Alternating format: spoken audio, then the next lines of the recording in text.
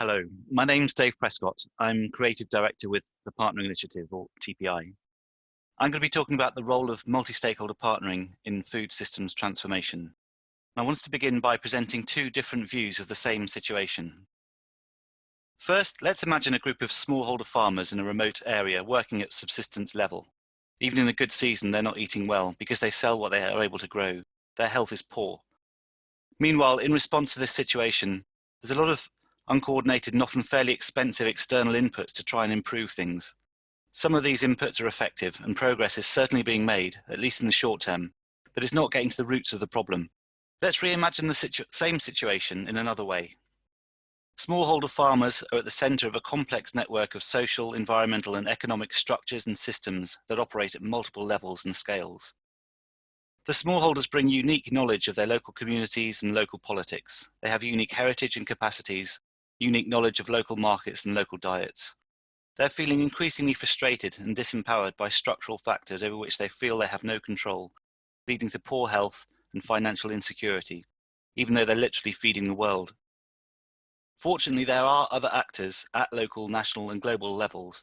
These actors understand the need to work collaboratively with one another, and their organisations also have the internal structures and capacities to enable close coordination so that interventions are locally appropriate, and they are learning to connect specific local issues to broader national or even global issues.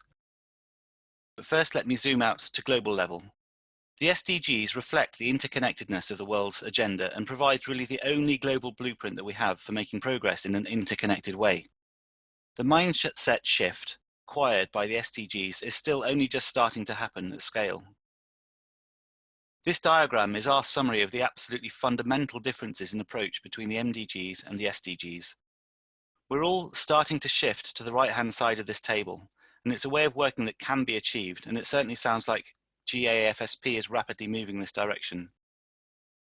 So to return to the second scenario that I sketched out above, a single individual or small group of individuals in a given location is where you can most effectively and most meaningfully identify and learn from the connections between food, health, water, finance, economics, land rights, and so on. In systems transformation, it's necessary to place a local and context-specific set of needs and opportunities at the centre, and to build a learning and support system at national and global level in support of these locally identified needs and opportunities. By starting at local level, it's also possible to use an effective partnering approach in order to transform a food system. Through partnering, it is possible to move this to a more sustainable system.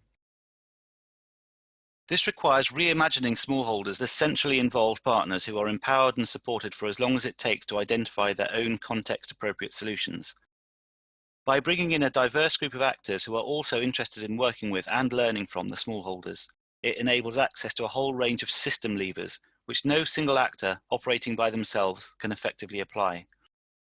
These system levers might be access to finance or health insurance, or access to water efficiency technology, or linkages with global markets through value-added manufacturing processes and the guarantee of a fair price, whatever is required to respond to the needs of that specific context. And through building trust, through listening and taking a flexible, adaptable approach, resources can be combined in ways that haven't been previously done. Also, part of what it requires is to work with diverse people and organisations with whom we might not necessarily think of in relation to our particular area of focus. So at TPI, when we did some work recently with the Sun Business Network, we found that they're developing some really interesting relationships with global agri-food businesses who provide technical assistance to small and medium-sized enterprises. It became clear that the capacity of large companies to support smaller companies in this way is enormous, and their motivation to do so is significant because they want stable supply chains. We know that multi-stakeholder partnering, whatever the context, requires certain essential factors, success factors, or building blocks. And there's a good body of work to show what this looks like in practice. We also know that the most effective partnerships bring together organizations that are themselves set up for collaboration. Their internal structures and systems enable and facilitate collaborative working. Within these organizations, we need people with the skills, capacities, and mindset. We describe these as must-have competences: the mindset to work collaboratively, an understanding of other sectors and stakeholders, the skills to build relationships, and the technical knowledge to know how to put a partnership together. partnerships should be set up to create value that can't otherwise be created, with collaborative partner organisations that bring together individuals with the right skill set and mindset.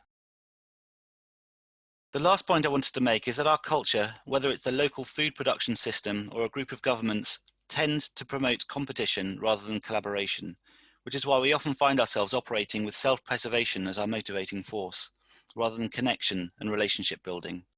Being effective at partnering is still countercultural. However, in my experience, I found that people are natural collaborators.